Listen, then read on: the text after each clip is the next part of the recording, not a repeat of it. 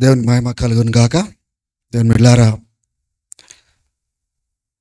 క్రీస్తు మన కోసం వచ్చి ఆ పరలోక రాజ్యానికి మార్గాన్ని మనకు ఆయన చూయించి ఉన్నాడు. తన ప్రాణం పెట్టి తనే ఒక మార్గమైనాడు.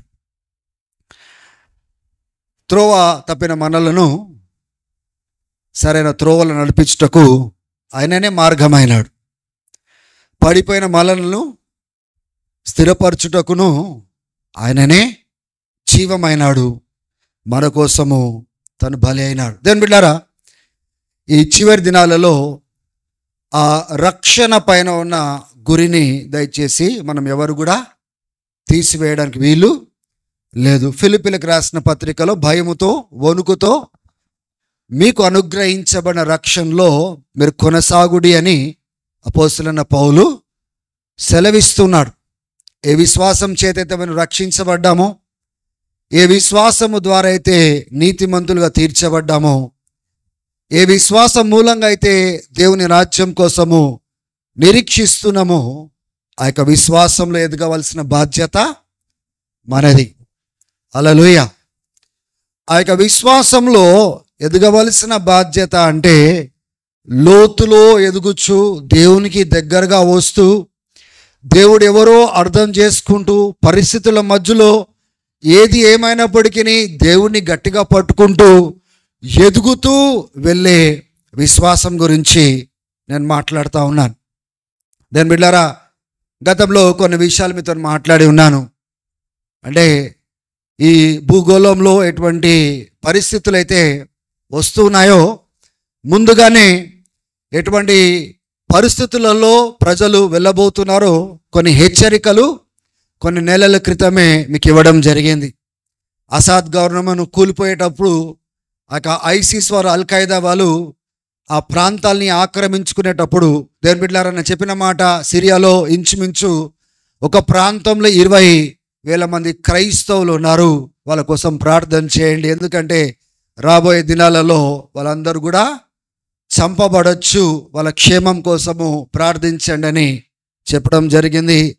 లాస్ట్ సండేనే మీకు చెప్పాను నేను, ఇంచుమించు 4,000 మందిని అక్కడ అలవైట్స్ అనే ఒక ట్రైబ్ ఉంది, వాళ్ళు అసాద్ గవర్నమెంట్కి అంటే సహకరించిన వారన్నమాట. ఇప్పుడు ఎవరైతే ప్రభుత్వంలోకి వచ్చినారో, ఎవరైతే సహకరించినారో ఆ అలవైట్స్ వాళ్ళని చంపేస్తున్నారు. వాళ్ళని అంటే భయంకరంగా వాళ్ళని ఏమంటారంటే ఎక్కడ పడితే ఎక్కడ దొరికినట్లుగా చంపేస్తూ ఉన్నారు. దాంతో కలిపి క్రైస్తవులను కూడా చంపేస్తూ ఉన్నారు. ఒకటే దినంన 4,000 మందిని చంపినారు. తర్వాత దినము 175 మందిని చంపినారు. తర్వాత ఒక బషార్ ఇస్మాయిల్ అనే ఒక వ్యక్తి, ఆయన ఒక యాక్టర్ అన్నమాట. సిరియాలో ఆయన ఒక యాక్టర్. ఆయన కూడా ఈ అల్వైట్స్ అనే ట్రైబ్కి చెందినవాడు. ఆయన ఇంటర్వ్యూలో ఆయన ఏమని చెప్పినాడంటే, ఇంచుమించు మీడియాలో ఇప్పటి వరకు వాళ్ళు చెప్పలేదు, ఈ ప్రభుత్వం జులానీ వాళ్ళ ప్రభుత్వం HTS అంటే అల్ ఖైదా విశ్వాసము కలిగిన వీళ్ళు ఇంచుమించు 22,000 మందిని చంపేసినారు. 22,000 people have been killed so far. దాంట్లో నా కుటుంబస్తులు కూడా ఉన్నారు, నా సొంత వారు కూడా ఉన్నారు, వాళ్ళు కూడా చంపివేయబడ్డారు. ఇవన్నీ మీడియాలోనికి తీసుకొని రావట్లేదు. దేవుని బిడ్డలారా, ఏవైతే మనం వినకూడదో అవన్నీ ఈ దినాలలో మనం వింటూ ఉన్నాం. ఏవైతే మనము అంటే ఎప్పుడు ఊహించలేదు, ఇటువంటి దినాలు చూస్తామని అనుకోలేదు, ఇటువంటి వార్తలు మనం వింటామని అనుకోలేదు. కానీ యేసుప్రభు వారు ముందుగానే చెప్పినాడు, చివరి దినాలలో ఎంతో రక్తపాతం జరుగుతుంది, దేశాలపైకి దేశాలు, రాజ్యాలపైకి రాజ్యము లెగుస్తాయని చెప్పినాడు, యుద్ధాలు జరుగుతాయని చెప్పినాడు, తెగుళ్ళు వస్తాయని ముందుగానే చెప్పినాడు. ఇవన్నీ యేసుప్రభు చెప్తున్నందుకు జరగట్లేదు అన్న సంగతిని కూడా ముందుగా మీకు చెప్పాను.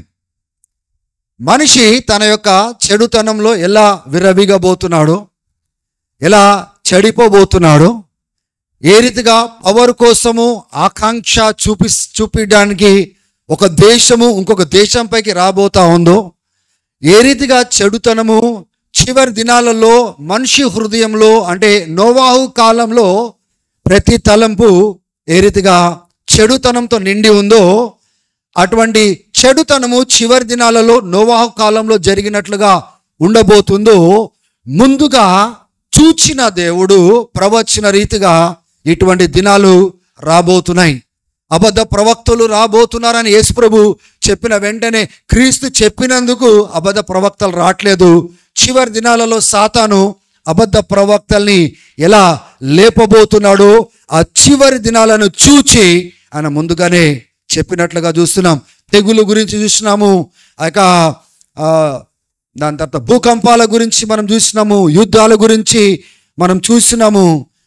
క్రైస్తవులు ఎలా హింసించబడబోతున్నారో, వాళ్ళు ఎలా చంపబడబోతున్నారో మత్తయి సువార్త 24వ అధ్యాయంలో, లూకా సువార్త 21వ అధ్యాయంలో, మార్కు సువార్త 13వ అధ్యాయంలో చాలా స్పష్టంగా క్రీస్తు మనకు బయలుపరిచి ఉన్నాడు.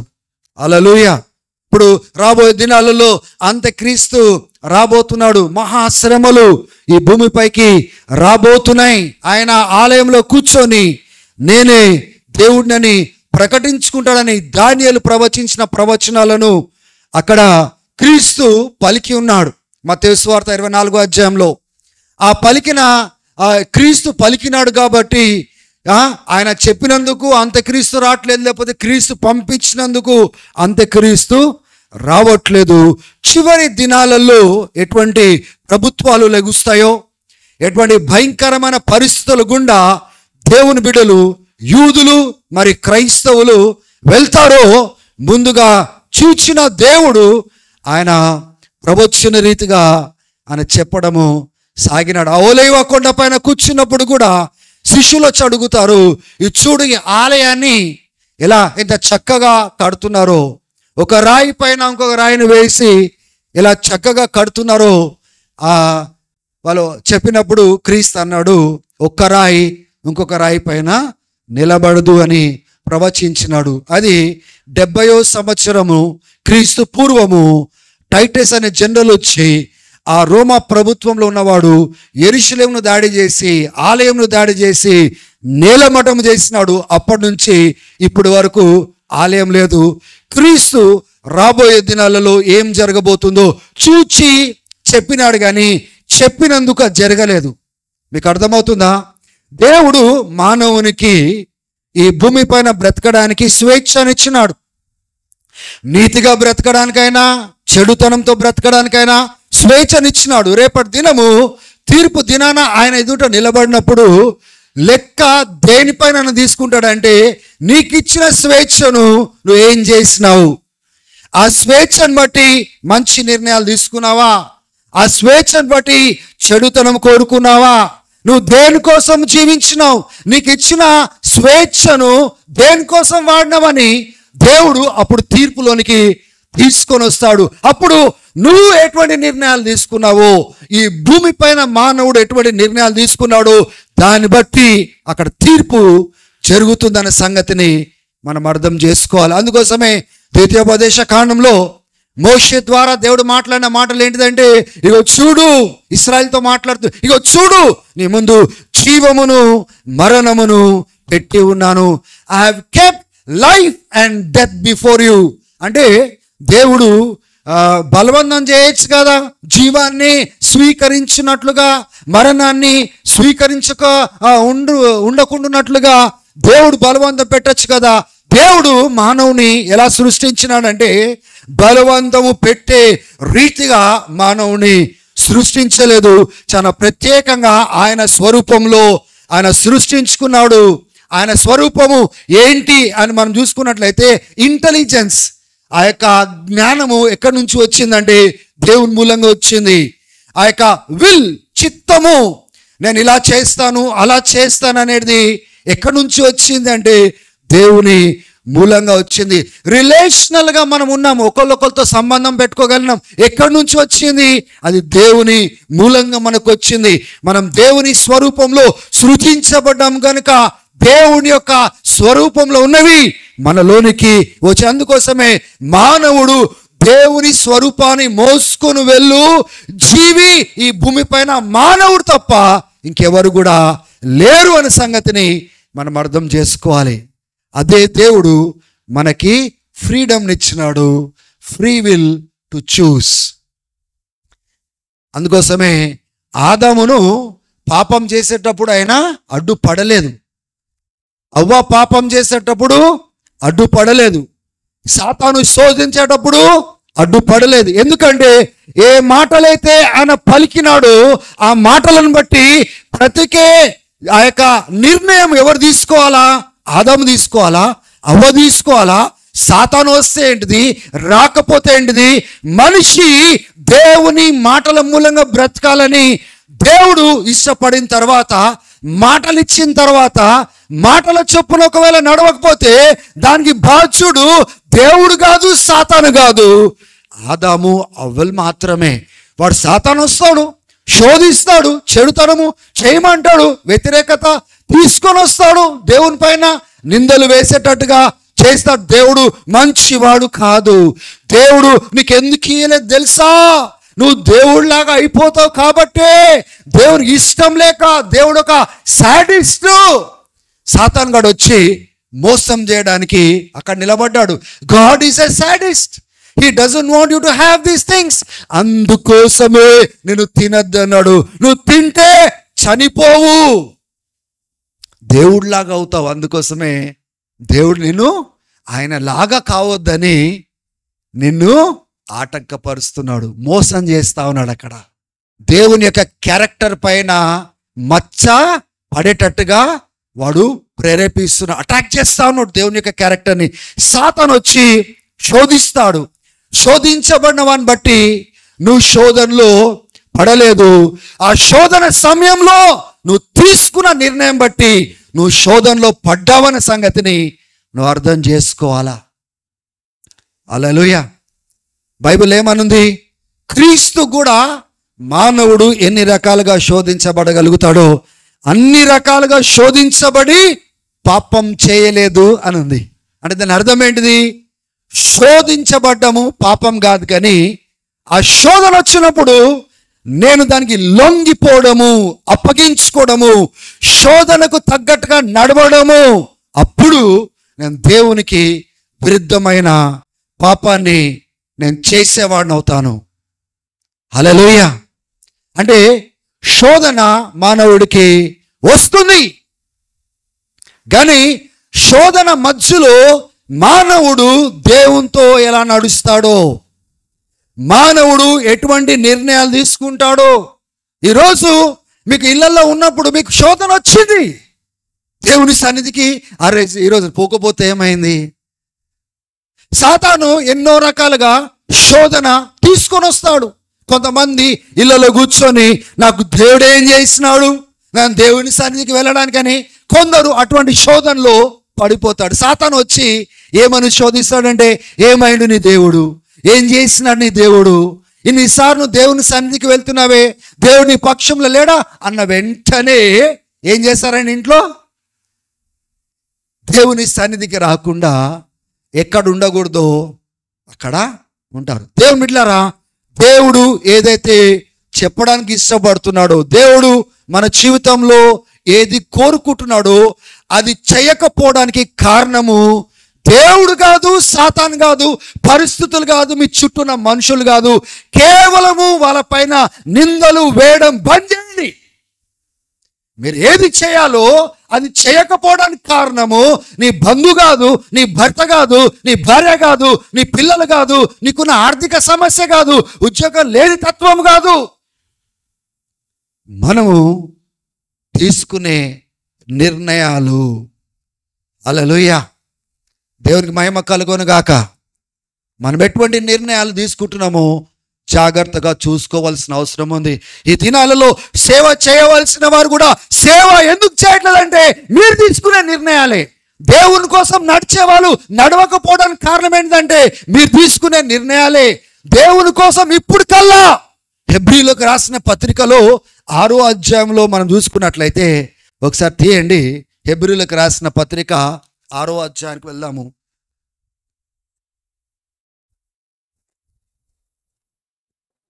6వ అధ్యాయంలో అక్కడ తన బాధను వ్యక్తపరుస్తా ఉన్నాడు. ఎవరు? ఆ గ్రంథకర్త. కొందరు అంటారు ఆ గ్రంథాన్ని రాసిన వ్యక్తి ఎవరో తెలియదని స్కాలర్స్ అని కొంతమంది అంటారు. కొందరు అంటారు అపోస్తలుడైన పౌలు రాసినాడు, ఎందుకంటే చివరిలో గ్రీటింగ్స్లలో తిమోతి గురించి అక్కడ రాయబడి ఉంటుంది కాబట్టి బహుశా పౌలు రాసినాడు అనేసి కొందరు అంటారు. ఎవరు రాసినప్పటికీ ఇక్కడ ఈయన యొక్క ఆలోచన ఎలాగుందో మీరు చూడండి. ఏమన్నాడు చూడండి 6వ అధ్యాయంలో. ఇప్పుడు కల్లా 6 కాదు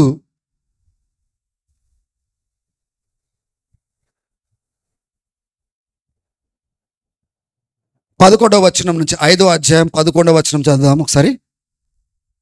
ఇందును గూర్చి మేము చెప్పవలసినవి అనేక సంగతులు ఉన్నవి, కానీ మీరు వినుటకు మందులైనందున వాటిని విశదపరచుట కష్టము. కాలమును బట్టి చూచితే మీరు బోధకులుగా ఉండవలసిన వారై ఉంటారు. కాలము ఒకవేళ చూచినట్లయితే మీకు అర్థమవుతుందా అండి? వీరు ఈ స్థితిలో ఉండడానికి కారణము ఈ గ్రంథకర్త ఏమంటున్నాడు? దేవుడు కాదు.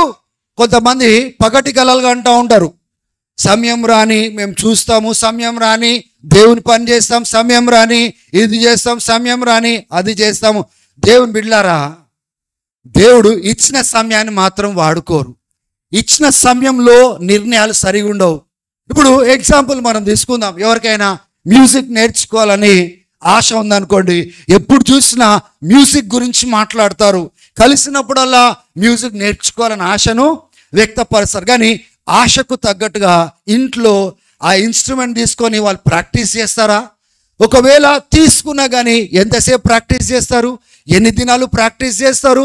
దేవుని బిడ్డలారా, అట్లనే ప్రతిరోజు ఒకవేళ ప్రాక్టీస్ చేసినట్లయితే 3 నెలల తర్వాత ఇన్స్ట్రుమెంట్ రానివాడు కూడా ఇన్స్ట్రుమెంట్ ప్లే చేయడం స్టార్ట్ చేస్తాడు.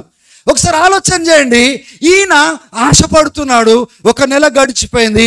ఆశపడుతున్నాడు, 2వ నెల గడిచిపోయింది. ఇంట్రెస్ట్ ఉంది అంటున్నాడు, 3 నెలలు గడిచిపోయింది. గిటార్ పట్టుకుంటే కార్డులు రావు, లేకపోతే దాంట్లో ఏమున్నదో తెలియదు, ఏమీ రాదు. ఎందుకు ఆ స్థితిలో ఉన్నాడు అంటే ఆ యొక్క టీచర్ అంటాడు, ఈ టైం కల్లా వీడు సరిగా సమర్పించుకొని కష్టపడి ప్రయాసపడినట్లయితే ఇప్పుడు కల్లా వాడు ప్లే చేసేవాడు అని టీచర్ అంటాడు. కానీ వాడు ఎందుకు అట్లా చేయలేదు అంటే సోమరిపోతాడు, సమయాన్ని వేరే దానికి ఇస్తున్నాడు. ఏది చేయాలో అది చేయట్లేదు. కొద్దిసేపు పట్టుకుంటున్నాడు, వదిలేస్తున్నాడు. ప్రయాసపడట్లేదు, కష్టపడట్లేదు. కాబట్టి ఈ స్థితికి వచ్చినాడని ఒక మ్యూజిక్ టీచర్ ఎట్లా చెప్తాడో, ఇక్కడ ఒక కాపరిగా, ఒక నాయకుడుగా, ఒక అపోస్తలుగా ఆయన పలికి మాటలు ఇవి. ఈ సమయము కల్లా అంటే దాని అర్థం ఏంటిది? దేవుడు ఆ రీతిగా చేస్తున్నాడు అని చెప్తున్నాడా? వీళ్ళు బోధకులు కావాలి అని చెప్తున్నాడే. ఈ టైం కల్లా ఇతరులకు ఉపదేశించాలి, ఈ టైం కల్లా ఇతరులను నడిపించాలి, ఈ టైం కల్లా అంటే మన భాషలో చూసుకోవాలంటే బయటికి వెళ్ళి సంఘాలను స్థాపించాలి, ఈ టైం కల్లా వాళ్ళు వెళ్ళి గుంపులను నడిపించాలి, ఈ టైం కల్లా ఈ స్థితికి రావాలి అంటే దీనికి బాధ్యుడు సాతానా?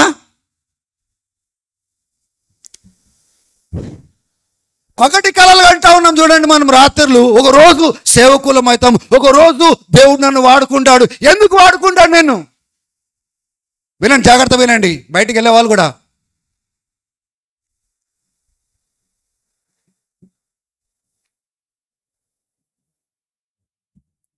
పగటి కలలు అనుకుంటా దేవుడు నన్ను వాడుకోవాలి. ఎందుకు వాడుకుంటాడండి? ప్రతిరోజు మీరు సమర్పించుకుంటున్నారా? ప్రతిరోజు ఆయన చెప్పినవి లోబడుతున్నారా? మీ నిర్ణయాలు ఎటువైపున వెళ్తా ఉన్నాయి? ఇల్లు కట్టేటోడు రాత్రి మేస్త్రికి చెప్పి, ఆ కాంట్రాక్టర్కి చెప్పి, ఆ యొక్క సివిల్ ఇంజనీర్కి చెప్పి ఉదయం వెళ్ళి ఏది నా ఇల్లు అనగానే ఇల్లు కనబడుతుంది అక్కడ. ఇట్లాంటి పగటి కలలుగా అంటా ఉన్నాం మనము. సంఘము ఈ స్థితిలో ఎందుకుండదు చెప్పండి? సంఘము ఈ స్థితిలో ఎందుకుండదు? రాత్రి కల కానీ ఉదయం కల జరగాలని చూసే మనం ఉంటే దేవుడు మనల్ని ఎలా నిలబెట్టుకోగలుగుతాడు? ఇక్కడ కూడా చూడండి, అన్న బాధ ఏంటిదంటే మరలా మీకు ఎలిమెంటరీ థింగ్స్ నేర్పించాలా? ఆ ఎల్కేజీ యూకేజీలో నేర్పించినా మీకు నేర్పించాలా? ఆ ఫస్ట్ క్లాస్ సెకండ్ క్లాస్ వాళ్ళకి నేర్పించాలా? అదే మీకు చెప్పాలా? అదే మీకు బోధ చేయాలనా? ఇప్పుడు కల్లా మీరు PhD లెవెల్లో పోయి ఇతరులకు చెప్పవలసిన వారే ఉన్నారు. కానీ ఈ స్థితిలో మీరు ఎందుకు ఉన్నారు అంటే, ఈ స్థితిలో ఉండడానికి కారణము దేవుడు కోరినందుకు అట్లా లేరు, లేకపోతే సాతాను గాడు వచ్చి శోధించినాక అట్లా లేరు. కానీ దేవుడు ఉన్నప్పటికీ, ప్రోత్సహించే దేవుడు ఉన్నప్పటికీ, శోధించే సాతాను ఉన్నప్పటికీ, నీవు తీసుకుంటున్న నిర్ణయాలు ఉన్నాయి చూడండి, నిన్ను ఈ స్థితిలోనికి తీసుకొని వచ్చినాయి. హల్లెలూయా, హల్లెలూయా. ఈ దినాలలో కొంతమంది ఈ స్మార్ట్ ఫోన్ పెట్టుకొని ఇట్లా వాళ్ళ దగ్గర ఎన్నో సంవత్సరాల నుంచి స్మార్ట్ ఫోన్ ఉంటుంది వాళ్ళ దగ్గర, కానీ దాంట్లో ఏమున్నాయో తెలియదు, ఎట్లా వాడాలో తెలియదు, ఏం చేస్తే ఏం జరుగుతుందో తెలియదు. కొంతమంది అయితే ఉట్టి లాక్ తెరుస్తారు, కాల్ చేస్తారు, బంద్ చేస్తారు. స్మార్ట్ ఫోన్ ఎందుకు? నేను ఎందుకు అంటున్నానంటే, వాళ్ళు స్మార్ట్ ఫోన్లో ఏముందో నేర్చుకోవడానికి ఎప్పుడు ప్రయత్నం చేయలేదు. ప్రతిరోజు ఒక కొత్తది నేర్చుకొని, ప్రతిరోజుగా ప్రయాసపడి, ఒకవేళ దీని లోపల ఏమేముందో తెలుసుకుంటే, రేపటి దినం నీ పక్కన వాడు స్మార్ట్ ఫోన్తో ఏం చేస్తున్నాడో నువ్వు కూడా చేయగలుగుతావు. ఈరోజు ఈ స్థితిలో నువ్వు ఉన్నావంటే దానికి కారణం ఏంటిది? వేరే వాళ్ళ బాధ్యులా? Smart phone లేకపోవడమా? లేకపోతే ఉన్నప్పటికీ తీసి నేను నేర్చుకుంటా, నేను తెలుసుకుంటా, నేను అడుగుతా, వాడే వాళ్ళని అడిగి నేను తెలుసుకుంటా, ఇది చేస్తే ఏం జరుగుతుంది, ఈ బటన్ నొక్కితే ఏం జరుగుతుంది, ఈ యాప్ తెరిచినప్పుడు ఏం జరుగుతుంది అని ఒకవేళ నేను అడిగి ప్రతిరోజు కొద్ది కొద్దిగా, ప్రతిరోజు కొద్ది కొద్దిగా ఒక నెల దాటి తర్వాత మీరు చూడండి, నెల ముందు ఎలా ఉండేనో ఫోన్ పట్టుకున్న వ్యక్తి ఇప్పుడు నెల తర్వాత అట్లా ఉండదు, ఆ రకంగా ఉండడు. ఎందుకు? ఈ నెల అంతా ప్రయాసపడ్డాడు, నేర్చుకున్నాడు కాబట్టి. దేని బిడ్డలారా, టుడే ఈ దినము చర్చ్ ఈ స్థితిలోనికి ఎందుకు వెళ్తుంది? What is the problem with today's church? ఈ సిరీస్ ని మనం కంటిన్యూ చేస్తా ఉన్నాము కదా. The reason why the church is in this state is because the choices that they make are not right before God. వాళ్ళు తీసుకునే నిర్ణయాలు, ప్రతి దినము వాళ్ళు తీసుకునే నిర్ణయాలు దేవుని దృష్టిలో సరైన రీతిగా లేవు. గనుక ఈ దినము ఏ స్థితిలో ఉన్నారో ఆ స్థితికి కారణం వాళ్ళ కాపరి కాదు, ఈ స్థితిలో ఉండడానికి కారణము దేవుడు కాదు, ఈ స్థితిలో ఉండడానికి కారణము సాతాను కాదు, ఈ స్థితిలో ఉండడానికి కారణం బంధువులు మిత్రులు కాదు, ఏది కాదు. వాళ్ళు తీసుకునే నిర్ణయానికే వాళ్ళు బాధ్యులు. కొందరు నేను చూస్తూ ఉంటే ఇంకెన్ని సంవత్సరాలు ఇట్లా కూర్చొని ఉంటారనే ఆలోచన నాకు వస్తుంది. ఇంకా ఏం నేర్చుకోవడానికి పదే పదే దేవుని సన్నిధికి వస్తున్నారో నాకు తెలియదు. నిన్న దినాన మాటలలో ఒక విషయాన్ని నేను చెప్పినాను, ఒక్క సందేశమే మన జీవితాంతము సరిపోయేటట్టు ఉంటుంది. దేవుని బిడ్డలారా, నేను 95 నుంచి ప్రకటిస్తా ఉన్నాను. దేవునికి స్తోత్రం కలుగును గాక. ఈ సంఘానికైతే 2004 నుంచి ఎన్ని వేల వాక్యాలు. అసలు యూట్యూబ్ మొన్న వచ్చింది కదా, ఇప్పుడే దాంట్లో ఎన్నో వందల అప్లోడ్స్ ఉన్నాయి. అంటే దానికంటే ముందు సంగతి ఏంటిది? రికార్డింగ్లు, ఈ స్మార్ట్ ఫోన్లు రాకముందు సంగతి ఏంటిది? ఆ దినాల సంగతి ఏంటిది? అంటే ఈ విన్న వాక్యాలు ఏమవుతున్నాయి? మనం ఏం చేస్తున్నాం తెలుసా? దాన్ని తీసి, ఆ విత్తనాన్ని తీసి భూమిలో నాటట్లేదు. మనము విత్తనాలు ఏరుకుంటున్నాం, ఇక్కడికి వచ్చి దేవుని వాక్యం అనే విత్తనాన్ని ఏరుకుంటున్నాం. కానీ ఆ ఏరుకున్న విత్తనాన్ని తీసుకొని వెళ్ళి నాటి పంటను తీసుకురాలేదు. ఇప్పుడు దేవుడు అంటాడు, విత్తనం నీకు ఇచ్చినానా? ఇచ్చినావు ప్రభా. ఎక్కడుంది ఆ విత్తనం అంటే, ప్రభా నా సంచిలో మంచిగా భద్రపరుచుకొని అల్మారాలో సేఫ్లో పెట్టుకున్నా ప్రభా అంటే, అందుకోసమని బ్రతికిట్లా ఉంది. నువ్వు ఏ మాట మాట్లాడినా ఇప్పుడు నాకు తెలుసు అంటున్నావు, ఏం చెప్పినా దీని గురించి మా కాపరి బోధించండి అని చెప్తున్నావు. నీకు అంతా తెలిసినట్టుగానే డిస్కషన్లు చేస్తున్నావు, ఆర్గ్యుమెంట్లు చేస్తూ ఉన్నావు.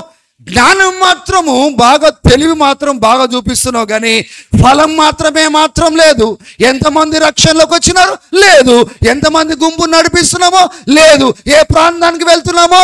లేదు. ఎంతమంది మేలు పొందినారో? లేదు. లెక్క అడుగుతా ఉంటే ఫలము లేనే లేదు. ఫలము లేని చెట్లను ఏం చేయబోతున్నాడంట రాబోయే దినాలలో? తృప్తి పడుతున్నాము. చర్చిలో మైకులు సెట్ చేస్తున్నాము, చర్చిలో లీడింగ్ చేస్తున్నాము, చర్చిలో పాటలు పాడుతూ ఉన్నాము, చర్చికి వచ్చిపోతా ఉన్నాము, బైబిల్ వాక్యాలు వింటున్నాము. ఫలమేది? ఇప్పుడు ఒక వ్యవసాయం చేసేవాడు వ్యవసాయం చేసేటప్పుడు విత్తనాలు ఎటువంటి ఆశతోని వేయడానికి ఆయన ఏం చేస్తాడని ముందు భూమిని దున్నుతాడు కదా. భూమిని దున్ని రాళ్ళను వేరు చేస్తారు, ప్లాస్టిక్లు ఉంటే తీసేస్తాడు కదా, ముళ్ళ పొదలు ఉంటే అన్ని తీసేస్తాడు. ఫస్ట్ ఏం చేస్తాడు? ఒక మంచి పంట చూసేటోడు ఫస్ట్ మురికిని తీసేస్తాడు. మీకు చెప్పేది అర్థమవుతుందా? నేను చెప్పేది మీరు అర్థం చేసుకుంటున్నారా? మనలోన మురికిని తీయకుండా సమర్థించుకునేటట్టుగా బ్రతుకుతే ఈ దినాలలో కొంతమందిని గమనిస్తూ ఉన్నాను, ఎదురు చెప్తా ఉన్నారు. హల్లెలూయా. ముందట్లా ఎదురు చెప్పలేదు, ఎదురు చెప్పే స్థాయికి వస్తూ ఉన్నారు. నేనేం చెప్పడానికి ప్రయత్నం చేస్తూ ఉన్నానంటే, ముందు విత్తనాలు వేయకముందు, విత్తనాలు ఫలించకముందు భూమిని మనం ఏం చేయాలా? చదును చేయాలా, దాన్ని దున్నాలా, దాని లోపల ఏమేమి ఉన్నాయి చెత్త అంతా రాళ్ళు తీసేయాలా, ప్లాస్టిక్ తీసేయాలా, ముళ్ళ పొదలు, చెత్త చెదారం అంతా తీసివేసిన తర్వాత మంచి నేల మీద విత్తనం వేసి, నీరు పోసి, ఎరువేసి, ప్రతి దినము ఆ యొక్క నీరు అందేటట్టుగా ప్రయాసపడి, అప్పుడు ఏం చేస్తాడండి వ్యవసాయం చేసేవాడు? అంత ప్రయాసపడిన తర్వాత చేయవలసింది అంత చేసిన తర్వాత పులుగురు రాకుండా, ఎలుకలు వచ్చి తినకుండా, అంత నాశనము కాకుండా ప్రయాసపడుతూ ఉంటాడు. దేనికోసము? పంట రావాలని. ఈ దినము ఏ గింజలైతే మీరు తింటున్నారో, ఏ పప్పులైతే మీరు తింటున్నారో, ఏ బియ్యం అయితే మీ చేతిలో తీసుకుంటున్నారో, ఏ కూరగాయలు అయితే మీరు వండుకుంటున్నారో, అదే ఆలోచనతో వ్యవసాయం చేసేటోడు కష్టపడినందుకు వచ్చిన ఫలం మీరు తింటున్నారు. మీరు ప్రయాసపడలేదు, కేవలం పోయి డబ్బు చెల్లించి. రాబోయే దినాలు రాబోతా ఉన్నాయి. ముందుగా నేను చెప్పినాను, ఈసారి వచ్చే దినాలు కేవలము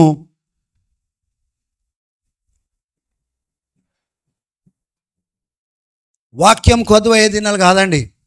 వాక్యం ఎట్లయినా కొద్దువ అవుతుంది. రాబోయే దినాలలో ఆహారం కూడా కొద్దువ కాబోతూ ఉంది. మీకు తినాలనుకున్నా కూడా తిండి దొరకని దినాలు రాబోతూ ఉన్నాయి. జ్ఞాపకం పెట్టుకోండి నా మాటలు. ముందుగా నేను చెప్తా ఉంటాను, నేను జ్ఞాపకం పెట్టుకోండి. ఎవరో ప్రయాసపడుతున్నారు, వాళ్ళకి వచ్చే డబ్బులు ఎంతనో తెలియదు, కానీ మనము ఆహారము తింటున్నాము. కానీ మనం ప్రయాసపడి ఏ ఫలమైతే తీసుకొస్తున్నామో దేవుని రాజ్యంలో వేరే వాళ్ళు తినగలుగుతున్నారా? వేరే వాళ్ళు వాడుకోగలుగుతున్నారా? వేరే వాళ్ళు దీవించబడగలుగుతున్నారా? వేరే వాళ్ళు ఆస్వాదించగలుగుతున్నారా? ఎటువంటి జీవితము జీవిస్తున్నామో దేవుని రాజ్యంలో? ఎంతమంది దేవుని రాజ్యానికి చెందిన వారని అడిగితే చేతులెత్తుతారు. ఆ రాజ్యానికి నీ ద్వారా కలిగిన ఉపయోగం ఏంటి అని అడిగినట్లయితే, ఎంత మేలు కలిగింది, ఎంత ప్రయాసపడ్డావు, ఎంత ఫలించినావు, ఎంతమందికి దీవెనకరంగా ఉన్నావని ఒకవేళ అడిగినట్లయితే, ఈ రాజ్య వారసులు ఉన్నారు చూడండి, పరలోకపు వారసులు ఉన్నారు చూడండి, పౌరస్థితి ఇక్కడ కాదు పరలోకంలో ఉందని చెప్పేవాళ్ళు ఉన్నారు చూడండి, వాళ్ళ దగ్గర ఏం స్వరం రాదు. ఎందుకంటే ఆదివారం రావాలా, ఇంటికి వెళ్ళాలా, ఉద్యోగాలు, పిల్లలు, ఆదివారం, ఇంకెక్కడ జీవితము? దేవుని కోసం సమర్పించుకున్న జీవితం ఎక్కడ? దేవుని రాజ్యం కోసం సమర్పించుకున్న జీవితం ఎక్కడ? ఫలం ఎక్కడ? దేవుని బిడ్డలారా, what is wrong with today's church? ఈ దినాలలో సంఘం యొక్క సమస్య ఏంటిదంటే విత్తనాలు ఏరుకోవడానికి వస్తున్నారు కానీ నాటేవారుగా లేరు. ఆ విత్తనం తీసుకెళ్ళి భూమిలో నాటి పంట వచ్చేటట్టుగా ప్రయాసపడేవారుగా లేరు. పగటి కలలుగా అంటా ఉన్నారు. ఈ సమయము కల్లా ఎందరో బయటకు వెళ్ళి వాళ్ళు సేవ చేయవలసిన వారు, ఈ సమయం కల్లా బయటికి వెళ్ళి ఎందరినో సంపాదించుకొని రావాల్సిన వారు వింటూనే ఉన్నారు. ఎన్నోసార్లు మీకు చెప్పాను నేను, ఏబిసిడీలు టీచర్ నేర్పిస్తూ ఉంటే నేర్చుకోకపోతే నెక్స్ట్ క్లాస్ వచ్చి ఏం నేర్పిస్తారండి? ఏం నేర్పిస్తారు? మళ్ళీ ఏబిసిడి నేర్పిస్తారు కదా. స్తోత్రం చెప్పండి ఒకసారి. ఆయన నేర్చుకోలేదు, మరలా వచ్చి ఏం నేర్పిస్తారు? వర్డ్స్ నేర్పిస్తారా? సెంటెన్స్లు నేర్పిస్తారా?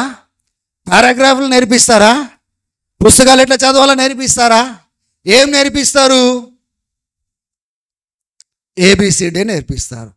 అంటే సంఘము ఏదైతే నేర్పించబడుతుందో దాంట్లో కట్టుకోకపోతే సేవకులు తిరిగి వాటినే మాట్లాడవలసిన అవసరం వస్తుంది. మాట్లాడే సేవకుడు మరలా అదే ఎందుకు మాట్లాడుతున్నాడు అంటే నేర్చుకుంటే అదే నేర్పించవలసిన అవసరం ఏముంది? చేస్తుంటే మరలా చేయమని చెప్పవలసిన అవసరం ఏముంటుంది? నడుస్తుంటే మరలా నడుచుమని చెప్పడానికి అవసరం ఏముంటుంది?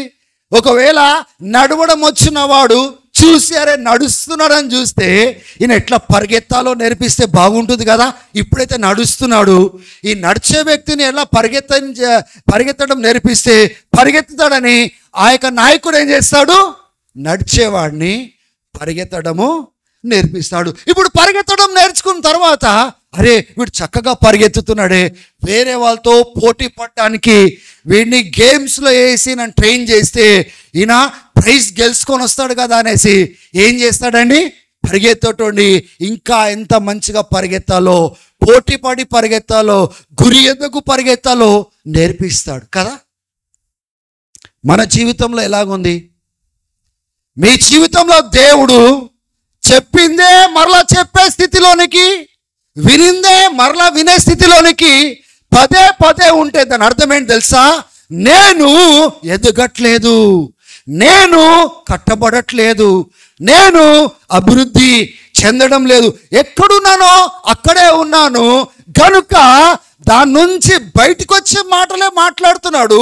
బయటికి రావట్లేదు కాబట్టే ఏదైతే మరలా వినవలసిన అవసరత ఉందో అవే దేవుడు వినిపిస్తున్నాడు తప్ప దానికి బాధ్యుడు దేవుడు కాదు, దానికి బాధ్యుడు సేవకుడు కాదు, దానికి బాధ్యుడు మన సమాజం కాదు, దానికి బాధ్యుడు మన ఇంటివారు కాదు. మీకు అర్థమవుతుందా? సులువుగా మనం ఏం చేస్తామంటే ఒకరి పైన నింద వేసి మనల్ని మనం తప్పించుకునే ప్రయత్నం మనం చేస్తాం. కానీ ఈ దినము దేవుడు సూటిగా మీకు చెప్పే మాట ఏంటిదంటే నువ్వు ఏ స్థితిలో అయితే ఉన్నావో నువ్వే బాధ్యుడివి. హల్లెలూయా. ఇంకా దేవుని కోసము మనం బ్రతికేది నెక్స్ట్ లెవెల్. అది ఫస్ట్ ఏంటిదంటే భూమిని దున్ని చెత్త చెదారం అంతా తీసి పారేసి, చెత్త అలవాట్లను తీసి పారేసి, దేవుని బిడ్డలారా దేవునికి విరుద్ధమైంది తీసి పారేసి దూరం చేసి దేవుని ఎదుట ప్రభువా నన్ను వాడుకోనైనా, ఇగో వీటిని నేను సమర్పించి ఉన్నాను, ఇగో ప్రభువా దీనికి నేను దూరంగా ఉన్నాను, నేను దీని దగ్గరికి నేను పోను ప్రభువా, నీవు నన్ను నిలబెట్టుకో, నీవు నన్ను నీ ఆత్మతో నింపు, నీవు నా ప్రత్యక్షతలు దయచేయి. ప్రతిరోజు మీరు వెతికి, ప్రతిరోజు ప్రార్థన చేసి, ప్రతిరోజు నేర్చుకున్నట్లయితే నీ పక్కన వాడు ఎక్కడ కూర్చున్నాడో అక్కడే ఉంటాడు. కానీ నీవు ఆ స్థాయిలో ఉండవు. ఒక నెలలో, 2 నెలలలో, 3 నెలలలో, 4 నెలలలో ఆ స్థితిలో ఏమాత్రం నువ్వు ఉండవు. నువ్వు ఎదుక్కుంటూ వెళ్ళిపోతూ ఉంటావు. వీళ్ళు కూర్చున్న వాళ్ళు కూర్చొనే ఉంటారు, వచ్చిపోయేవారు వచ్చిపోతూనే ఉంటారు. నీవు మాత్రము వెతుకుతున్నావు గనుక, నీవు మార్చుకుంటున్నావు గనుక, నీవు సరిదిద్దుకుంటున్నావు గనుక నీవు మార్పు చెందుతూ ఉంటావు. What is problem with today's church? They do nothing with what God gives them. This is the problem. దేవుడు వాళ్ళకి ఏదైతే అందిస్తున్నాడో దాంతో ఏమి చేయకపోవడమే ఈ దినంలో సంఘంలో ఉన్న మరి పెద్ద సమస్య. ఈ వచనాలు మనం చదువుకుందాం. ఎక్కడ ఆగినామమ్మా? 5వ అధ్యాయము 11వ వచనం నుంచి. We have much to say about this. ఎన్నో విషయాలు చెప్పవలసిన సంగతులు ఉన్నాయి, కానీ మీరు ఆ స్థితిలో లేరు, మీకు అవసరం లేదు. హల్లెలూయా. ఎన్నో విషయాలు చెప్పవలసి ఉన్నాయి, కానీ తీసుకునే స్థితిలో లేరు. ఆ స్థాయే కాదు మీకు, మీకు అర్థం కూడా మేము చేయించలేము అంటున్నాడు. చూడండి ఇక్కడ ఇంగ్లీష్లో ఉంటుంది, we have much to say about this but this is hard to make it clear to you. మీకు అర్థం చేయించడం కూడా కష్టమే, because you no longer try to understand. Underline చేసుకోండి, మీరు దాన్ని అర్థం చేసుకునే స్థితిలో ఏమాత్రము లేరు కనుక నేను మీకు చెప్పలేను, మీరు తెలుసుకోలేరు అంటున్నాడు. మీకు ఎన్నోసార్లు నేను చెప్పాను, దేవుని మాటలు అంటే దేవుడు ఏం మాట్లాడుతున్నాడో విని అర్థం చేసుకోవాలని కూర్చుంటాడు చూడండి, వాళ్ళతోనే దేవుడు మాట్లాడతాడని ఎన్నోసార్లు నేను చెప్పాను మీకు. దేవుడు ఎవరితో మాట్లాడతాడు చెప్పండి? ఉట్టి చెవులు బారేసి ఇట్లా ఇట్లా అంటా ఉంటే మీరు అనుకుంటున్నచ్చు, మీరు అట్లా నటన చేస్తూ ఉంటే కొంతమంది ఇట్లా ఇట్లా అంటూ ఉంటే అన్నా కూడా అనుకుంటారు, అబ్బా ఇంత చక్కగా వీళ్ళు వాక్యాన్ని వింటున్నారు కాబట్టి ఆయన ఇంకా వాల్యూమ్ ఎక్కువ చెప్పి వాల్యూమ్ పెంచి మరీ వాక్యం చెప్తాడు అనేసి మీరు అనుకోవచ్చు. కానీ ఇప్పుడే నేను చెప్పగలుగుతా, ఎవరు వాక్యం వింటున్నారు, ఎవరు వినట్లేదు, ఎవరు నటన చేస్తున్నారు, ఎవరు తలకాయ ఊపగలుగుతున్నారో నేను నిలబెట్టి చెప్పగలుగుతా ఈ క్షణంలో. హల్లెలూయా. వాక్యము విని అర్థం చేసుకున్నటువంటి ఇట్లా కళ్ళు ఇట్లనే పెట్టి ఇట్లా మూసి తెరుస్తూ ఉంటాడా చెప్పండి? మళ్ళీ నేను చూసిన వెంటనే ఇట్లా ఎందుకు ఈ నటన? అంత నిద్ర సరిపోకపోతే త్వరగా పడుకోండి, ఎక్కువసేపు పడుకోండి. కానీ దేవుని సన్నిధిలో పడుకుంటే మీ జీవితాలు ఎందుకు బాగుపడతాయి? హల్లెలూయా. ఎవరికి అర్థమవుతుందంట దేవుడు ఎవరితో మాట్లాడతాడంట చెప్పండి? గట్టిగా రావట్లే మీ స్వరము. విని కాదు, అసలు అర్థం చేసుకోవడానికి కూర్చున్నవాడే వింటాడు. వినిన తర్వాత అర్థం చేసుకోనికి ప్రయత్నం చేస్తాడు చూడండి, వానితోనే దేవుడు మాట్లాడతాడంట. ఎక్కడుంది అది? విత్తువాని ఉపమానం మీకు చెప్పాను ఎన్నోసారి, అవునా కదా అండి? కొన్ని విత్తనాలు ఎక్కడ చల్లబడ్డాయి? రోడ్డు పైన చల్లబడ్డాయి, ఆకాశ పక్షులు వచ్చి తినేసినాయి. కొన్ని విత్తనాలు ముళ్ళ పొదల దగ్గర చల్లబడ్డాయి, అది మొలకెత్తి ముళ్ళులు గుచ్చుకునే లోపల అది ఎదగలేకపోయింది. కొన్ని విత్తనాలు పైన నేల కనబడుతుంది కానీ కింద ఏముంది? లోతులో రాళ్ళున్నాయి. ఆ వేర్లు అక్కడ దాకా పోయి ఆగిపోతున్నాయి, ఎదగలేకపోతున్నాయి. కొన్ని విత్తనాలు ఎక్కడ పడ్డాయండి? మంచి నేల మీద పడి 30 దింతలు 60 దింతలు 100 దింతలు ఫలించినాయి. అంటే మొదటిది ఈ రోడ్డు దగ్గర పడిన విత్తనాల గురించి ఏం మాట్లాడుతూ ఉన్నాడు? ఆకాశ పక్షి ఎవరంట? సాతాను అన్నాడు. ఈ చల్లేవాడు ఎవరు? దేవుని కుమారుడు అన్నాడు. ఆ చల్లేవి ఏంటి?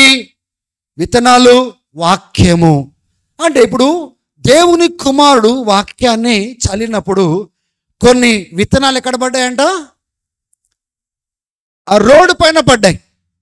సాతాను గాడు వచ్చి ఆకాశ పక్షిలాగా ఆ విత్తనము మొలకెత్తక ముందే లాక్కొని వెళ్ళిపోయినాడు. అంటే ఇప్పుడు ఆ వాక్యము నీ లోపల గొప్ప జీవాన్ని, నిత్య జీవాన్ని, దేవుని పరిచయం చేసే మాటలను సాతాను ఏం చేస్తున్నాడు? ఎందుకు అని మీరు చూసినట్లయితే ఇంటికి వెళ్ళి ఆ ఉపమానం ఎక్కడుందో చదవండి. 3 సువార్తలలో మనకు కనబడుతుంది అది. ఆ ఉపమానం గురించి చదవండి. అక్కడ ఏమని రాయబడిందంటే, ఎప్పుడైతే ఆ విత్తనాలు చల్లినప్పుడు ఆ మనిషి అర్థం చేసుకోడో అప్పుడు ఆ విత్తనాలను సాతాను ఎత్తుకొని వెళ్ళిపోతాడంట. ఎప్పుడు వింటున్న మనిషి వింటున్నాడు చెవులతో, అది ఏంటి ప్రభువా అని అర్థం చేసుకోకుండా కూర్చుంటాడు చూడండి. విన్నప్పటికీ సాతాను అది ఫలించక ముందే తీసుకొని వెళ్ళిపోతాడు. అంటే ఇప్పుడు దేవుడు ఎవరితో మాట్లాడతాడండి? ప్రభువా నాతో మాట్లాడు, ప్రభువా నువ్వు ఏం మాట్లాడుతావు నేను వినడానికి ఇష్టపడుతున్నాను, ప్రభువా నాకు తెలియచేయి, ప్రభువా నువ్వు మాట్లాడుతుంటే నేను అర్థం చేసుకోనికి ప్రయత్నం చేస్తా, కానీ నీ ఆత్మ ద్వారా నాకు సహాయం దయచేయి, నాతో మాట్లాడు అని ఎవరైతే కూర్చుంటారో వాళ్ళతో దేవుడు మాట్లాడతాడు. ఆచారబద్ధంగా ఆదివారం కాగానే సండే చర్చికి పోవాలా కాబట్టి నేను చర్చికి వెళ్తాను వచ్చి కూర్చున్నారు చూడండి, మీకు ఉట్టి శబ్దాలు వినబడుతున్నాయి కానీ వాక్యాలు మీ లోపలికి ఎక్కట్లేదు. మీరు వెళ్ళి చెప్పొచ్చు, ఈరోజు పాస్టర్ గారు ఈ వాక్యం చెప్పినారని చెప్పొచ్చు, కానీ దేవుని బిడ్డలారా అది ఏమాత్రము నీలో ఫలభరితంగా ఉండవు. ఎందుకు తెలుసా? దాన్ని నువ్వు అర్థం చేసుకోనికి వినలేదు, కేవలం వినిపోవడానికి వచ్చినావు కాబట్టి. అందరం కలిసి చెప్దాము, నేను కేవలం వినిపోవడానికి వస్తే బాగుపడను అని చెప్పండి ఒకసారి. ఇంతమంది ఉంటే ఎంత శబ్దం రావాలి కదా. ఇళ్ళల్లో ఏమో గట్టి గట్టిగా అరిసి మాట్లాడుతూ ఉంటాము కదా. ఇక్కడికి వచ్చే లోపల శబ్దమే లేదు. కొన్నిసార్లు అంటాం కదా, రాముడు మంచి బాలుడిలాగా వచ్చి కూర్చుంటాం ఇక్కడ. స్తోత్రం కలుగును గాక. అందరం కలిసి చెప్దాం, వినిపోవడానికి నేను ఒకవేళ వచ్చినట్లయితే నేను బాగుపడను. దేవుడు ఏం మాట్లాడుతుండో నాకు అర్థం కాదు, కానీ విన్ని అర్థం చేసుకోవడానికి ఒకవేళ వచ్చినట్లయితే దేవుడు ఏం మాట్లాడుతుండో అది నేను తెలుసుకోగలుగుతాను. చెప్పండి,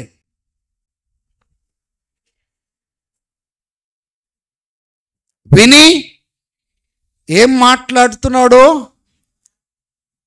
తెలుసుకోవడానికి వచ్చినట్లయితే, అర్థం చేసుకోవడానికి వచ్చినట్లయితే అప్పుడు దేవుడు నాతో మాట్లాడగలుగుతాడు. హల్లెలూయా. నేనే ఉన్నాను, ఏదైతే చెప్తున్నానో మీకు అర్థం చేయించడానికి ప్రయత్నం చేయడానికే నేను వచ్చినాను. మీరు కూర్చున్నారు కానీ వింటున్నారు కానీ అర్థం చేసుకోవట్లేదు. ఏం చెప్తున్నానో అర్థం చేసుకునే మనసు మీకు లేదు. నేను చెప్తున్నా, నేను మాట్లాడుతున్నా. కొంతమంది ఉంటారు, ఎంత చెప్పు వాళ్ళు అర్థం చేసుకోరు, కానీ వాళ్ళు చెప్పాలనుకున్నదే చెప్తారు మళ్ళీ వచ్చి. ఎప్పుడైనా డిస్కషన్లో చూసినారా మీరు? మనమేమో చెప్పడానికి ప్రయత్నం చేస్తున్నాం, ఎందుకు?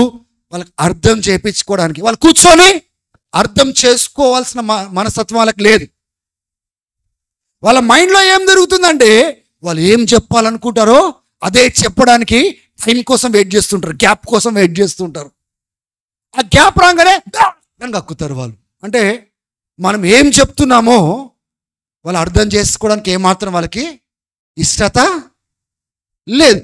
అర్థం చేసుకోవడానికి కూర్చున్న వానికే అర్థమవుతుంది ఎదుటోడు ఎందుకు చెప్తున్నాడు, ఏం చెప్తున్నాడు, ఏం చెప్పడానికి ప్రయత్నం చేస్తున్నాడు, దాంట్లో మేలేంటిది, ఆశీర్వాదం ఏంటిది, వింటే ఎంత కట్టబడతామో అర్థం చేసుకునే వానికి అర్థమవుతుంది. కానీ ఉత్తు పుణ్యానికి ఆదివారం కాగానే వచ్చి కూర్చొని పోయే వాళ్ళకి అర్థం కాదు. హల్లెలూయా. దేవునికి మహిమ కలుగును గాక. కొంతమంది అనొచ్చు, ఇది వినడానికి మేము వచ్చినామా చర్చికి అంటే, మరి దేనికోసం వచ్చినారు మీరు చెప్పండి? దేనికోసం వస్తున్నాం? దేవుని సన్నిధికి దేవుని తెలుసుకోవడానికి వస్తున్నాం, దేవుని యొక్క మనసును ఎరగడానికి వస్తున్నాం. దేవుడు ఏం మాట్లాడుతున్నాడు వినడానికి వస్తున్నాము. వినిపోవడానికేనా? లేదు, ఆయన కోసం ఫలించి ఆయనకు మహిమ తేయడానికి ఎలా బ్రతకాలో నేర్చుకోవడానికి వస్తున్నాం. ఆయన ఏం చెప్తున్నాడో విని చేయడానికి, నేర్చుకోవడానికి మనం వస్తున్నాం. మన ద్వారా ఈ భూమిపైన ఆయన ఏమేమి చేయాలనుకుంటున్నాడో వాటన్నిటినీ తెలుసుకొని సమర్పించుకోవడానికి వస్తున్నాము. కేవలము ఆదివారం వచ్చిపోవడానికి మనం లేము. హల్లెలూయా. సమస్య ఏం చెప్పండి సంఘంతో? మీరే చెప్పండి. సంఘంలో ఉన్న సమస్య ఏం చెప్పండి. నేను చెప్పడం కాదు, యాక్చువల్గా మీ నోట్లో మేము వినాలి. What is the problem with the church? Settled, job settled. ఆ సెటిల్మెంట్ చూస్తుంటాము. డబ్బు సెటిల్మెంట్, జాబ్ సెటిల్మెంట్, ఆ సెటిల్మెంట్. అట్లా సెటిల్ అయ్యేటోడు దేవుని రాజ్యంలో ఏ రకంగా ఉపయోగించబడతాడు చెప్పండి, వాడబడతారు చెప్పండి. పనికొచ్చే పాత్రలుగా, అంటే ఉద్యోగాలు చేయొద్దు అని చెప్పట్లేదు, పనులు చేయొద్దు అని చెప్పట్లేదు. నేను ఏమన్నా అంటే సెటిల్ అయిపోవద్దు అని చెప్తున్నాను నేను. Don't be two settle. చెప్పండి ఏంటి సమస్య చర్చ్ తోటి? అక్కకు మైకి ఏంటి ఒకసారి గట్టిగా. వింటున్నాం కానీ పాటిస్తలేము. వింటున్నాం కాబట్టి వింటున్నాం కానీ పాటిస్తలేము. అంటే మనసు ఉండాలి కదా పాటించాలనేది. హల్లెలూయా. మనం చెప్తా ఉంటాం కదా, ఇంకెంతసేపు రా పడుకుంటావు, లెగు లెగు లెగు అని చెప్తూ ఉంటాం. లెగవాలని మనసు ఉండాలి కదా. ఎంత చెప్తే ఏంటి, మామూలుగా జనరల్గా ఇంకెంతసేపు పడుకుంటావు, లెగోవా, డిసిప్లిన్ చేసుకోవా, క్రమశిక్షణలో పెట్టుకోవా, మామూలుగా అంటూ ఉంటాం కదా. మామూలుగా మన ప్రతి ఇంట్లో జరిగేదే కదా. అది చేసుకోవాలని మనస్తత్వం లేని వానికి ఎంత చెప్పినా, మా రాయలసీమ భాషలో ఏనుగు మీద నీళ్ళు పోసినట్టే. ఏనుగు అంటే బర్రె మీద ఎంత నీళ్ళు పోయండి, దానికి ఏమైనా స్పర్శ ఉంటుందా? తోలు ఇంత లావు ఉంటుంది. అటువంటి తోలు కలిగి మనం ఒకవేళ విశ్వాసంగా మనం ఉన్నట్లయితే ఎంత నీళ్లు పోసి కడగడానికి ప్రయత్నం చేసినా అది స్పర్శనే ఉండదు. ఈ వాక్యాలు చదువుకుందాం. ఎక్కడ ఆగినాం మనము? 5వ అధ్యాయము 11వ వచనం నుంచి మనం ధ్యానం చేస్తున్నాం. ఎన్నో విషయాలు మీకు చెప్పాలని నేను ఆశపడుతున్నాను, కానీ it is hard to make it clear to you. మీకు చెప్పడం చాలా కష్టము, ఎందుకంటే మీరు అర్థం చేసుకోలేని స్థితిలో ఉన్న ఒక సేవకుడి మాట అంటూ ఉంటే ఎంత బాధాకరమైన విషయం అండి. వాళ్ళని దేవుడు ఏర్పాటు చేసిందే వాళ్ళని కట్టడానికి, ఏర్పాటు చేసిందే వాళ్ళని నడిపించడానికి, ఏర్పాటు చేసిందే ఎదుగుదల వాళ్ళని తీసుకురావడానికి. దేవుడు సేవకులు ఏర్పాటు చేసిందే వాళ్ళని తయారు చేయడానికి. ఆ సేవకుడే అంటున్నాడు మీకు అర్థం చేసుకోవడానికి కష్టం అవుతుంది అని చెప్తే దానికంటే బాధాకరమైనది ఏముంది చెప్పండి ఒకసారి. 12వ వచనం చదవండి.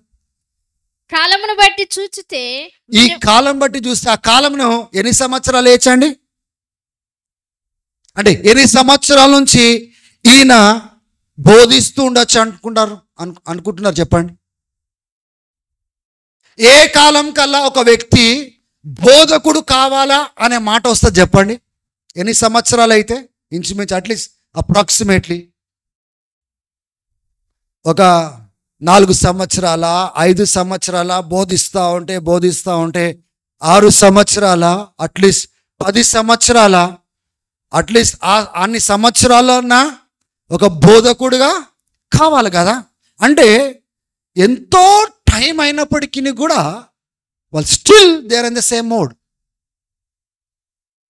అంటే ఇప్పుడు సమస్య ఎవరిది చెప్పండి. ఏ స్థితిలో మనం ఉన్నామో ఆ స్థితికి కారణం ఏంటి చెప్పరే? మనమే. ఏ స్థితిలో మనం ఉన్నామో ఈరోజు దానికి కారణం దేవుడు కాదు. దేవునికి మంచి ఆలోచనలు ఉన్నాయి. అంటే నువ్వు నడుచుకుంటా వస్తే నేను నడిపించడానికి ఎన్నో ప్రణాళికలు దేవుడు కలిగి ఉన్నా, కానీ కూర్చున్న చోటు నుంచి లేకపోతే దేవుడు ఏం చేస్తాడు? నువ్వు నడుస్తే నీ కాళ్ళకు బలమిద్దాం అనుకున్నాడు, నువ్వు నడుస్తే నీ కాళ్ళను వేగంగా నడిపిస్తామనుకున్నాడు. గారు కూర్చున్న చోట్ల ఉన్న వ్యక్తివి నీవు లెగవడానికే ఇష్టపడకపోతే నీకు ఏమిస్తాడు దేవుడు? ఎలా చేస్తాడు దేవుడు? చదము. కాలమును బట్టి చూచితే మీరు బోధకులుగా ఉండవలసిన వారై ఉండరా, ఆ, దేవోక్తులలో మొదటి మూలపాఠములను ఒట్టడం మీకు మరలా బోధింపవలసి వచ్చెను. మరలా బోధించవలసిన అవసరం వచ్చింది. దేవోక్తులను, దైవవాక్కులను, దేవుని ప్రత్యక్షతలను మరలా మొదటి నుంచి ఎవరికి చెప్తారండి? మొదటి నుంచి విని అర్థం చేసుకొని కట్టే వాళ్ళకు మొదటి నుంచి చెప్తారా? ఎంత చెప్తున్నా, ఎంత వింటున్నా, వినకుండా అంటే విన్నవి అర్థం చేసుకోకుండా ఇట్లనే ఉంటాను, ఇట్లనే జీవిస్తానని మొండికేసి బ్రతుకుతారు చూడండి. అట్లాటోళ్ళకు మొదటి నుంచి మరలా చెప్పుకుంటూ వస్తారా? ఎవరికి చెప్తారండి?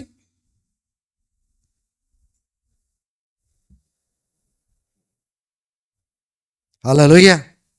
అంటే సమస్య ఎవరితోనుంది? ఏ దినాల తుమ్మినా దగ్గినా ఎవరి మీద బెలేమేస్తారండి? గట్టి చెప్పండి. ఏమనంటే సాతాను, ఏమనంటే సాతాను. We are so crazy people. దేవుడు నిన్ను తన స్వరూపంలో చేసుకున్నాడు, నిర్ణయించుకునే చిత్తాన్ని నీకు ఇచ్చినాడు. ఊ అన్నా ఆహా అన్నా నీ చేతిలోనే ఉంది. హల్లెలూయా. ఎవరో చేయట్లేదు కదా. సాతాను వచ్చి అంటాడు, అరే మీ దోస్తులతో పొద్దున మంచిగా వెళ్ళి బ్రేక్ఫాస్ట్ చేసి మంచిగా టైం స్పెండ్ చేయరా, నువ్వు వారమంతా కష్టపడ్డావు కదా, ఈరోజు ఎంజాయ్ చేసుకుంటే ఏం లాభం అని సాతాను కూడా అంటాడు. అక్కడ ఊ అన్నా ఆహా అన్నా నీ చేతిలో. ఆ రోజు ఏం రోజు? ఆదివారము దేవుని సన్నిధికి రావాలా. వాడు వచ్చి ఏమంటాడు, మన అటు పోదామా ఇటు పోదామా, ఇది చేస్తే మేలు అంటే అప్పుడు నువ్వు అనొచ్చు, అనొచ్చు. ఎందుకు? నేను దేవుని సన్నిధికి వెళ్ళాలా, దేవుని వెతకాలా, దేవుని మాటలు వినాలా. ఈరోజు ఆయన ఏం మాట్లాడుతున్నాను పోగొట్టుకోవద్దు. నేను ఇట్లా నిర్లక్ష్య పరిచే ఈ స్థితి వరకు నేను తెచ్చుకున్నా, నేను ఇక మీద అట్లా ఉండను, నేను రాను అని అనొచ్చు కదా. ఇప్పుడు రాకపోవడానికి కారణం ఎవరు? శోధించిన సాతానా లేకపోతే నిర్ణయించిన మనమా? మరి ఊరికే సాతాన్ ఎందుకు అంటారండి? సాతాన్ ఎందుకు అంటారు మీరు? వాడు చెడుతనం పట్టుకొస్తాడు, దేవుడు మంచితనం పట్టుకొస్తున్నాడు కదా. మధ్యలో ఎవరున్నారు? నీవు నేనున్నాము. చదమ్మా. మీరు పాలు త్రాగవలసిన వారే కానీ.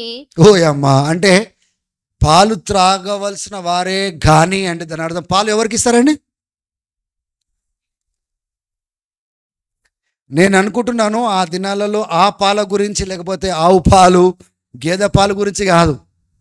ఈ దినాలలో కూడా పెద్దవాళ్ళు కూడా పాలు తాగుతారు, లేకపోతే గేదె పాలు, కంట్రీ డిలైట్, బఫెలో మిల్క్, దాని గురించి కాదు. He is talking about infants.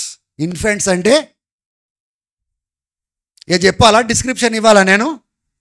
ఒక తల్లి ఏం చేస్తుందండి? ఇట్లా కప్పి ఒక టవలో గివలో వేసి ఏమిస్తుంది? రొమ్మున పాలు తాగిపిస్తుంది. అంటే ఈయన మాట్లాడుతుంటే ఆయన మనసులో ఎంత బాధ ఉండాలా. మీరు ఇంకా పిల్లలు ఎట్లా పేచి చేస్తారు పాలు తాగానికి. అరే ఇది పాలు తాగే ఏజ్ కాదురా, నువ్వు ఏం తినాలా? అన్నం తినాలా, మాంసం తినాలా, బిర్యానీ తినాలా. నువ్వు బిర్యానీ పక్కన పెట్టి, నువ్వు మాంసాలు పక్కన పెట్టి, నువ్వు ఊరికే పిల్లలు గోకినట్టుగా గోకి పాలే కావాలా పాలే కావాలంటే ఆ క్రిస్టియన్ ఏం చెప్పాలా? దానికంటే గొప్ప డిస్క్రిప్షన్ అని ఏమి ఇవ్వగలుగుతాడు? ఇలస్ట్రేషన్ ఏమి ఇవ్వగలుగుతాడు? చాలా వియర్డ్ ఎగ్జాంపుల్ ఇస్తున్నాడు అక్కడ. ఒక ఇన్ఫాంట్ ఆ దినాలలో ఒక తల్లి పైన ఆధారపడి ఉట్టి పాలే కావాలనుకుంటారు. ఆ స్థితిలోనే మీరు ఉన్నారు తప్ప మీకు బలమైన ఆహారం తినే స్థితిలో మీరు లేరు అంటున్నాడు. ఎవరు బాధ్యులు దానికి? పగటి గల్లలుగానే మనకు, డిసిప్లిన్ లేని మనకు, సమర్పణ లేని మనకు, నిర్లక్ష్యత కలిగిన మనకు, శ్రద్ధ లేని మనకు, ఎట్లా పడితే అట్లా నిర్ణయాలు తీసుకునే మనకు మనమే బాధ్యులము. అవునా కదా? ఎవరు బాధ్యులు? ఈరోజు నేను ఈ స్థితికి ఉన్నా అంటే దేవుడు కోరినందుకు అట్లా లేవు. ఒకసారి నిజంగా కళ్ళు తెరుచుకొని మీరు చూడండి, మీరు ఎంత ఎన్నికబడ్డారో, దేవుడు నేను ఎక్కడ కోరుకున్నాడో, నువ్వు ఎక్కడున్నావో అప్పుడు నీకు అర్థమవుతుంది. హల్లెలూయా. చేతులు దేవుని స్తోత్రం చెప్దాం. ఎందుకోసము? ఈ స్థితిలో ఉన్నందుక కాదా? ఓకే, హల్లెలూయా. కొన్నిసార్లు దేవుని స్తోత్రం చెప్తాం. దేనికి? ఏ స్థితిలో నేను ఉన్నానో ఆ స్థితిని బట్టి నీకు వందనాలు ప్రభు అంటే అది పాజిటివ్. అది నేను ఎక్కడో పడిపోయిన ఉన్నాను, అక్కడి నుంచి నన్ను లేవనెత్తి ఇంత స్థాయి వరకు తీసుకొని వచ్చినావు ప్రభువా. ఏ స్థితిలో నేను ఉన్నానో దాన్ని బట్టి నీకు మహిమ కలుగును గాక, హల్లెలూయా. అది అనడం వేరు. ఏ స్థితిలో ఉన్నానో అదే స్థితిలో ఎంతో కాలం నుంచి ఉన్నాను, దాన్ని బట్టి హల్లెలూయా అన్నారు అనుకోండి. ఇంకా దేవుడు అట్లీస్ట్ ఇలా చూసి ఉంటాడు, తర్వాత తల తిప్పుకుంటాడు. ఇంకేం చెప్తాడు వీళ్ళకి ఇంకేం చెప్పాలి నేను? చదమ్మా. I'm dealing with one topic, what is wrong with today's church. Already 3 messages దాని గురించి నేను మాట్లాడినాను. ఆ కంటిన్యూషన్లో దేవుడు ఈ 4వ సందేశం ఇస్తున్నాడు. ఎందుకంటే దిస్ ఈజ్ ద రీజన్. కారణం ఇది. కొందరు ఈజీగా నువ్వే కారణము అన్న ఏళ్ళు పెట్టి చూపిస్తూ ఉంటారు కదా, చాలా ఈజీ కదా. హల్లెలూయా. ఈ ముందు మీరు చూస్తారు, కానీ కొన్నిసార్లు కొన్ని వాట్సాప్లలో మీ ఇమేజెస్ వస్తూ ఉంటాయి, వెనకాల తిరిగి చూస్తే అన్ని కత్తులు ఉంటాయి, ఇట్లా పొడిచి ఉంటాయి, కానీ ముందు మాత్రం సేవకుడు ఈజీ కదా. సేవకుడిని అనడము, సేవకుడిని పొడవడము, సేవకుడిని నిందలేయడము, సేవకుని పైన భారం వేసి చాలా ఈజీ. కానీ నేను బాధ్యుడిని, ఈ సంఘము ఈ స్థితిలో ఉన్నాను, కానీ నేను ఎదగకపోవడానికి నేనే కారణము, ఈ స్థాయిలో నేను పైకి రాకపోవడానికి కారణం నేనే అని ఎప్పుడైతే సంఘం బాధ్యత తీసుకుంటుందో అప్పుడు నిజమైన ఉజ్జీవము వస్తుంది. చదవ. మరియు పాలు త్రాడు ప్రతివాడును శిశువే రనుట. పాలు తాగే ప్రతి ఒక్కడు శిశువే రనుట. ఇప్పుడు సపోజ్ 2 కేటగిరీస్ చేద్దాం అనుకుందాం. ఇక్కడ చర్చ్లో పాలు తాగేటాళ్ళని ఒక సైడు, ఇప్పుడు స్త్రీలు ఒక వైపున ఎట్లా కూర్చున్నారు, పురుషులు ఎట్లా కూర్చున్నారు, ఇక్కడ పర్లేదు, ఇక్కడ మిక్చర్ ఉంది. పాలు తాగేటోళ్ళని ఒక వైపున కూర్చోబెట్టి, బాగా గట్టిగా తినే వాళ్ళని ఇట్లా పక్కన కూర్చోబెట్టి ఒకవేళ వేరు చేస్తే ఎట్లుంటుందో ఒకసారి ఆలోచన చేయండి. ఏ గుంపులో ఉంటారు మీరు చెప్పండి?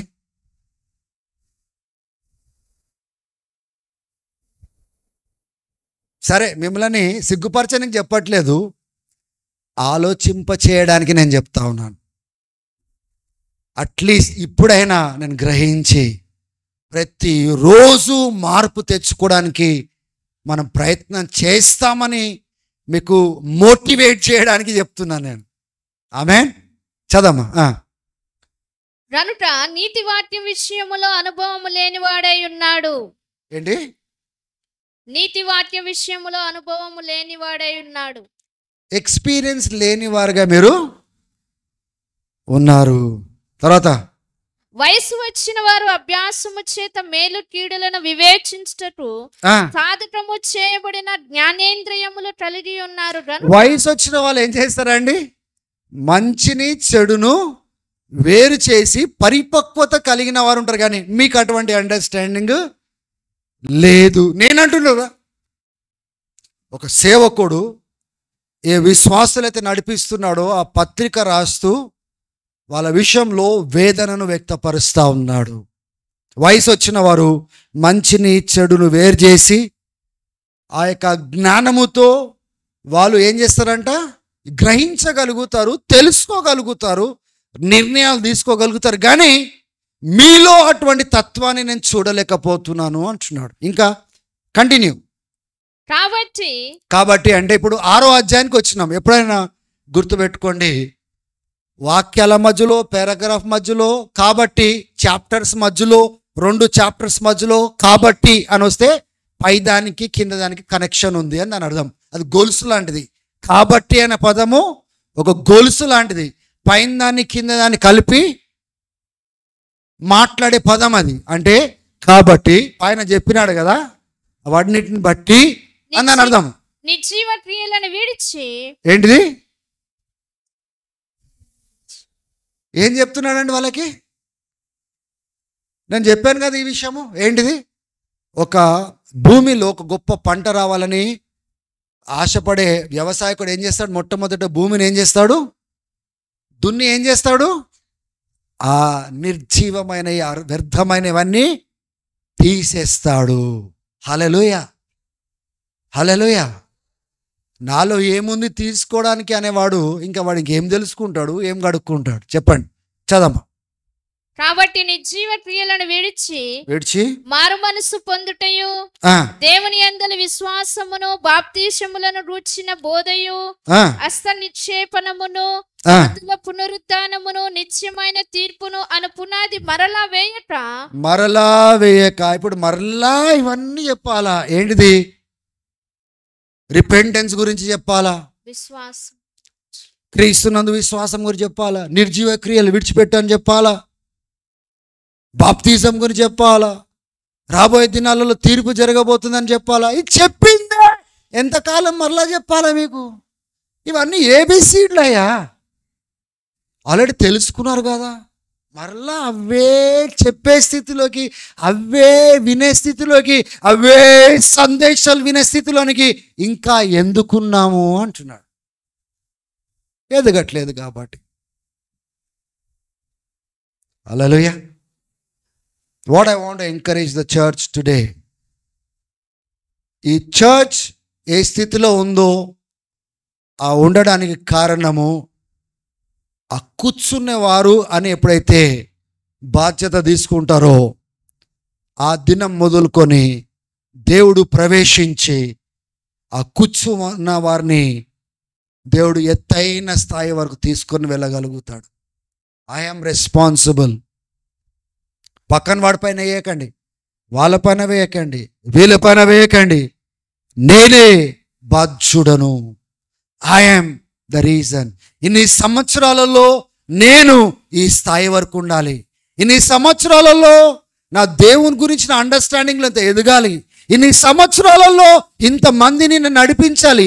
ఇన్ని సంవత్సరాలలో ఇన్ని ప్రాంతాలలో దేవుని పని ప్రారంభం కావాలి. కానీ ఇన్ని సంవత్సరాలలో వచ్చి కూర్చొని పోయే వ్యక్తిగానే ఉన్నాను, కానీ వెళ్ళి పనిచేసే వ్యక్తిగా లేను. అంటే నేనే కారణమని బాధ్యత మనం తీసుకోవాలి.